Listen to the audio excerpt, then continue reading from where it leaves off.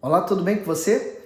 Nós estamos lendo, a Bíblia em ordem cronológica e agora vamos para 2 Pedro, a segunda carta do apóstolo Pedro. No capítulo 1, se você tem gostado, partilhe o vídeo com mais pessoas e dá o seu gosto, não custa nada para você e vai nos ajudar a propagar ainda mais esse vídeo pela rede social aqui pelo YouTube, tá bom? Vamos pedir a Deus a direção. Senhor Jesus, eu peço que o Teu Espírito esteja entre nós, nos dando toda a condição e capacitando-nos a ler, ouvir e entender a Tua voz. Fala, meu Deus, conosco, pois a Tua palavra é viva e ela pode entrar em nosso ser e trazer vida aos nossos corações. Que assim seja. Então, 2 Pedro, capítulo 1, versículo 1. Simão, Pedro, servo e apóstolo de Jesus Cristo, aos que conosco alcançaram fé igualmente preciosa pela justiça do nosso Deus e Salvador Jesus Cristo. Comentário: fé preciosa. Em sua primeira epístola, Pedro havia encorajado os convertidos ao Evangelho a permanecerem fiéis a Deus durante as muitas provações. Mas agora sua mensagem traz, além de estímulo à confiança no Altíssimo, a exortação à vigilância devido ao surgimento de falsos mestres e falsas doutrinas. Essas heresias destruidoras distorciam a palavra de Deus e atacavam de maneira voraz, principalmente aqueles que ainda não possuíam maturidade espiritual. O intuito era minar a fé verdadeira, o tesouro de valor infinito, pois é o único instrumento pelo qual a alma pode ser salva. Veja que há diferentes tipos de fé. A religiosa, que é herdada pela tradição familiar ou cultural, a comum, que está presente em todas as pessoas, mas não produz nenhum resultado, e a sobrenatural, que nasce mediante a revelação do próprio Deus. Quem tem esse último tipo de fé possui uma riqueza preciosa acima de qualquer valor monetário. Essa fé é a providência divina para conceder ao homem a salvação e a concretização das suas promessas neste mundo. Por isso, sem fé é impossível agradar a Deus. E sem fé, a pessoa não crê que Ele existe. Por isso que ele começa dizendo aos que conosco alcançaram a fé, Porque a fé não é algo natural do ser humano. Ela vem pelo ouvir a palavra de Deus. 2. Graça e paz vos sejam multiplicadas pelo conhecimento de Deus e de Jesus nosso Senhor, visto como o seu divino poder nos deu tudo o que diz respeito à vida e piedade, pelo conhecimento daquele que nos chamou pela sua glória e virtude. O comentário do versículo 3, seu divino poder nos deu tudo. Nada, nem ninguém pode resistir ao poder divino, somente Deus é absoluto, eterno e onipotente, capaz de manifestar sua bondade de maneira plena àqueles que entram em aliança com Ele. O Altíssimo concede esse poder aos seus filhos por intermédio do Espírito Santo, a fim de que sejam capacitados com dons e força para viverem de forma reta dentro dos princípios das Escrituras Sagradas. Assim, toda pessoa que realmente foi regenerada espiritualmente recebe do alto tudo o que necessita para manter a fé e a salvação. No 4, pelas quais Ele nos tem dado grandíssimas e preciosas promessas, para que por elas fiqueis participantes da natureza divina, havendo escapado da corrupção que pela concupiscência há no mundo. Comentário: grandíssimas e preciosas promessas. O uso do superlativo para designar a proporção e o valor das promessas de Deus na nova aliança evidencia o privilégio de ter Jesus como Senhor, Salvador e mediador da nossa vida. Os judeus usufruíam de promessas peculiares concedidas aos patriarcas e garantidas no pacto mosaico, como o assentamento na terra prometida, a prosperidade e as vitórias sobre os inimigos. Porém, na nova dispensação, o Evangelho assegura ao justo vantagens superiores como o perdão total dos pecados por intermédio do sangue do Filho de Deus, justificação, ressurreição gloriosa na eternidade e na prática celestial.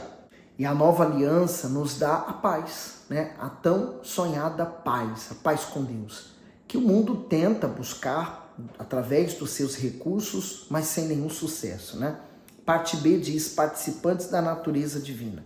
O homem é regenerado pela fé exclusiva no Senhor Jesus. Dessa forma, sua natureza terrena é corrompida pelo pecado, é removida do seu ser. Deus passa a ver nele a imagem do seu Filho e não mais a imagem de Adão. É o Espírito Santo quem promove a transformação interior e torna o nascido de Deus cada dia mais semelhante ao Senhor. Escapamos da corrupção e nós recebemos um novo coração, né? E a esse novo coração, ele se torna o altar para Deus. Agora o 5. E vós também, pondo nisto mesmo toda a diligência, acrescentai à vossa fé a virtude, e a virtude o conhecimento. E ao conhecimento a temperança, e a temperança a paciência, e a paciência a piedade. Mas olha quem fala da paciência agora, né? Porque depois da sua conversão, Pedro realmente se tornou numa outra pessoa. Mas ele fala, né? A diligência, ser diligente, ser de palavra, né? Acrescentai à vossa fé a virtude, e a virtude o conhecimento, a virtude de um homem de Deus, de uma mulher de Deus, o conhecimento que vem da palavra de Deus, a temperança, quer dizer, um temperamento, um caráter divino, a paciência, no 7, e a piedade, o amor fraternal, o amor. Porque se em vós houver e abundarem estas coisas, não vos deixarão ociosos nem estéreis no conhecimento do nosso Senhor Jesus Cristo. Comentário: acrescentai a vossa fé. A fé é a base da vida cristã e precisa ser evidenciada com o testemunho de uma vida reta.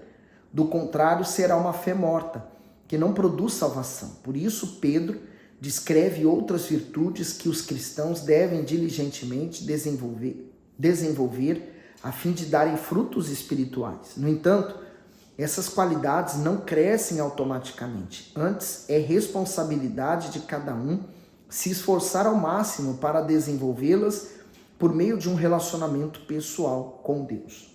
Eu queria destacar esse final, que ele diz assim: estéreis no conhecimento do nosso Senhor Jesus Cristo. E às vezes, o único conhecimento que a pessoa tem a respeito do Senhor Jesus é que ele morreu na cruz, pagando pelos seus erros, morrendo pelos seus pecados e ressuscitou. Somente isso.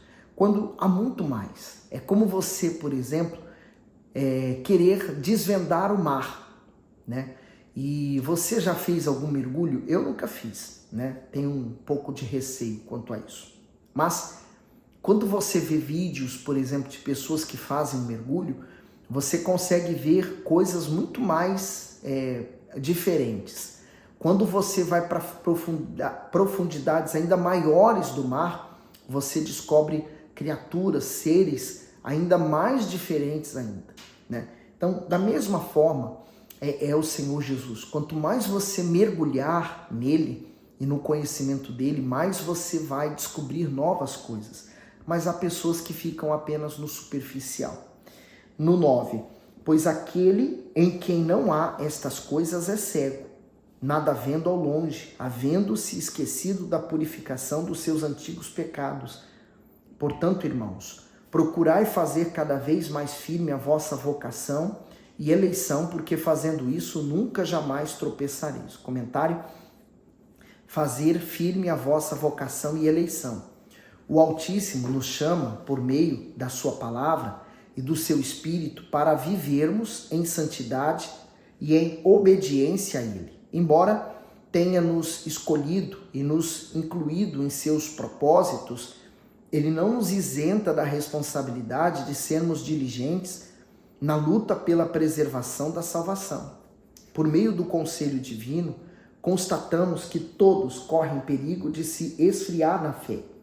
Naquela época, a apostasia já havia dominado muitas pessoas na caminhada cristã. Portanto, para reforçar o argumento de que qualquer um pode se enfraquecer na fé, Temos o exemplo da própria nação de Israel, o povo eleito, que em vários períodos da sua história abandonou o Senhor para adorar ídolos. A fé e a salvação são os mestres mais preciosos que possuímos. Por isso precisamos seguir a exortação de sermos vigilantes, tementes e firmes, para não cairmos nem comprometermos o nosso futuro eterno. Então aqui vem reforçar o que eu falei há pouco, né? Você mergulhar ainda mais fundo, né? Você não parar ali no superficial, mas você querer mais. É o desejo. Quanto mais você deseja Ele, quanto mais você busca Ele, mais você também vai ter. 11. Porque assim vos será amplamente concedida a entrada no reino eterno de nosso Senhor e Salvador Jesus Cristo. Por isso, não deixarei de exortar-vos sempre acerca destas coisas, ainda bem as saibais e estejais confirmados na presente verdade. E tenho por justo, enquanto estiver nesse tabernáculo, despertar-vos com admoestações, sabendo que brevemente hei de deixar esse meu tabernáculo, como também nosso Senhor Jesus Cristo já me tem revelado. Então, ele está dizendo a respeito da sua morte. Quando ele fala o tabernáculo, ele está se referindo ao próprio corpo. Então, imagine, se o nosso corpo, né, ele é o templo do Espírito Santo, então ele é o tabernáculo de Deus temporário aqui na terra. Assim como aquele tabernáculo, na época de Moisés, ele foi um tabernáculo temporário, hoje também o nosso corpo é esse tabernáculo, né? No 15 diz, mas também eu procurarei em toda ocasião que depois da minha morte tenhais lembrança destas coisas, porque não vos fizemos saber o poder e a vinda de nosso Senhor Jesus Cristo, seguindo fábulas audaciosamente compostas, mas nós mesmos vimos a sua majestade, porquanto ele recebeu de Deus Pai honra e glória, quando da magnífica glória lhe foi dirigida a seguinte voz: este é o meu Filho amado, em quem me tenho comprazido. E ele mesmo, o apóstolo Pedro, ele ouviu essa voz quando estava no monte. E também uma grande revelação, porque ele falou, a ele ouvi. No segmento aqui do texto, 18. E ouvimos essa voz dirigida do céu, estando nós com ele no Monte Santo. E temos muito firme a palavra dos profetas, a qual bem fazeis em estar atentos, como uma luz que ilumina em lugar escuro, até que o dia amanheça e a estrela da alva apareça em vossos corações. O comentário do 19, uma luz que ilumina. A palavra de Deus é a única luz que brilha na escuridão deste mundo. Por isso é capaz de guiar de forma segura o ser humano rumo à vontade divina. Devemos fixar nossos olhos nessa lâmpada de grande valor e até que o dia amanheça, ou seja, até contemplarmos o resplendor da face do Senhor Jesus e a sua glória celestial. E por falar em luz, ele também disse que nós devemos ser luz nesse mundo, né? 20. Sabendo primeiramente isto, que nenhuma profecia da Escritura é de particular interpretação, porque a profecia nunca foi produzida por vontade do homem algum, mas os homens santos de Deus falaram inspirados pelo Espírito Santo. Comentário: inspirados pelo Espírito Santo. A Bíblia é definida como uma obra distinta de qualquer outra literatura deste mundo, pois é fruto de exclusiva inspiração divina. O seu valor é supremo porque nela contém o pensamento e o testemunho do Todo-Poderoso. Portanto, não há outra fonte confiável e válida para o ser humano apoiar sua vida e suas decisões. As Escrituras não foram produzidas por vontade de homens. Dessa forma, elas não são resultado de conjecturas, elucubrações ou ideias humanas. Embora homens santos tenham participado desse projeto, eles foram iluminados pelo Espírito Santo, que lhes concedeu mentes instruídas, entendimento superior dos acontecimentos futuros, ou tão somente inspiração para escrever cada palavra. Diante disso, cabe àquele que anela pela sua salvação manter a reverência, temor e obediência à palavra de Deus. E mais uma vez nós vemos, né, o valor que tem a palavra que temos na mão, né? Porque ela não foi escrita por um pensamento humano, sabedoria humana. Os livros que existem hoje na Terra foi o conhecimento do ser humano, mas a palavra de Deus, por isso diz, palavra de Deus, ela veio inspirada pelo próprio Deus aos seus servos. Agora, segundo Pedro 2, e também houve entre o povo falsos profetas, como entre vós haverá também falsos doutores, que introduzirão encobertamente heresias de perdição e negarão o Senhor que os resgatou, trazendo sobre si mesmo repentina perdição. Comentário diz falsos profetas. Na igreja primitiva havia homens de Deus guiados e inspirados por ele para cuidarem do seu rebanho, mas também havia falsos mestres que a muitos desviavam da fé. Porém, assim como isso não era novidade naqueles dias, não é hoje também, pois o próprio Senhor Jesus advertiu sobre esses ensinamentos. O autor alerta contra as heresias cujos ensinamentos contrários à palavra de Deus promovem grande mal à fé, como contendas, partidarismo e divisões, e ainda conduzem a alma à destruição eterna. O Senhor Jesus é a nossa salvação. E tudo que é acrescentado além de Jesus, né, além do arrependimento, da sua ida a Ele, então é fora de cogitação. Não vale a pena. Doutrina de homens. Então, aquele povo, né, judeu, eles queriam transferir todos os rituais judaicos para o cristianismo, como forma também de ser salvo, além do Senhor Jesus, como se o Senhor Jesus não fosse suficiente para nos salvar. É claro que aqueles que são salvos, que entregaram suas vidas ao Senhor Jesus, eles morrem para o mundo, quer dizer, morreram para suas vontades. 2. E muitos seguirão as suas dissoluções, pelos quais será blasfemado o caminho da verdade. E por avareza farão do vosso negócio com palavras fingidas, sobre os quais já de largo tempo não será tardia a sentença e a sua perdição não dormita. Quer dizer, aquilo que eles faziam não tinha outra intenção senão o dinheiro, a avareza, né? Eles tinham um apego pelo dinheiro, né? Um apego material. No 4, porque se Deus não poupou aos anjos que pecaram, mas havendo-os lançado no inferno, os entregou às cadeias da escuridão, ficando reservado para o juízo. E não perdoou ao mundo antigo, mas guardou a Noé, a oitava pessoa, o pregador da justiça, ao trazer o dilúvio sobre o mundo dos ímpios. E condenou à destruição as cidades de Sodoma e Gomorra, reduzindo-as a cinzas e pondo-as para exemplo aos que vivessem impiamente. E livrou o justo Ló, enfadado da vida dissoluta dos homens abomináveis, porque este justo, habitando entre eles, afligia todos os dias a sua alma justa, vendo e ouvindo sobre as suas obras injustas. Assim sabe o Senhor livrar da tentação os piedosos e reservar os injustos para o dia do juízo, para serem castigados. Comentário que vai do 3 ao 9, Deus não poupou. Pedro usou 3 exemplos para provar que os falsos mestres e seus seguidores não escaparão do julgamento de Deus. Com isso, o apóstolo despertaria o temor nos fiéis, a fim de que eles não acompanhassem os rebeldes. Primeiro, o Altíssimo não poupou nem mesmo seus anjos pela rebelião que causaram no céu, antes os entregou à punição eterna. Segundo, na época de Noé, apenas 8 pessoas foram salvas do dilúvio, enquanto os demais habitantes do mundo pereceram por causa da incredulidade. Terceiro, o terrível julgamento que caiu sobre Sodoma e Gomorra fez com que apenas Ló e sua família fossem salvos, pois não compartilhavam das transgressões de seus vizinhos. Assim, todos os habitantes endurecidos em seus pecados foram destruídos juntamente com as cidades, que se transformaram em cinzas. O Todo-Poderoso sabe bem como livrar o justo e honrá-lo, mas sabe também punir os injustos.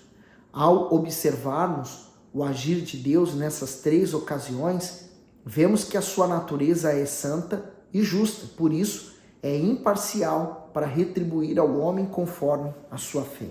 E um dos motivos do ser humano ir para o inferno não é o pecado que ele cometeu, não é a ofensa que ele cometeu contra Deus, mas ele é destinado ao inferno porque ele rejeitou o perdão de Deus, ele rejeitou o Filho de Deus, o Senhor Jesus. É tão grave isso, né? O 9.